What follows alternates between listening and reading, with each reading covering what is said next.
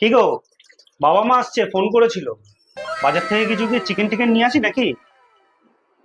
না না, এত রাত্রিবেলা তোমাকে আর চিকেন আনতে যেতে হবে না। ভাত ডাল আলু ভাজা রান্না হয়ে গেছে, এটাই খাইয়ে দেবো। এতদিন পর ওনারা আসছে, শুধু ভাত ডাল আলু ভাজা খাওয়াবে? আরে বয়স হয়ে গেছে, একটু বোঝো। ভাত ডাল আলু ভাজা খেলে শরীরটা ভালো থাকবে। ঠিক আছে। এতদিন পর আমার শ্বশুর শাশুড়ি আসছিল, ভাবলাম কিছু একটু ভালো মন্দ খাওয়াবো। ঠিক আছে, ভাত ডাল আলু ভাজাই খাই। কি আছে? আমার বাবা মা আসছে বলবে তো এতক্ষণ ধরে, তাহলে একটু মাটন নিয়ে আসো। মাটন কষা আর পোলাও বানাই।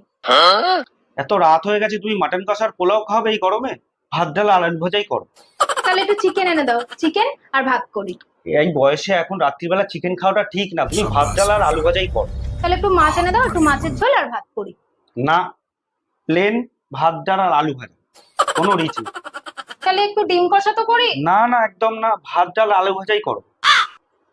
তো ভাল লাগে না ভাত ডাল আলু ভাজা।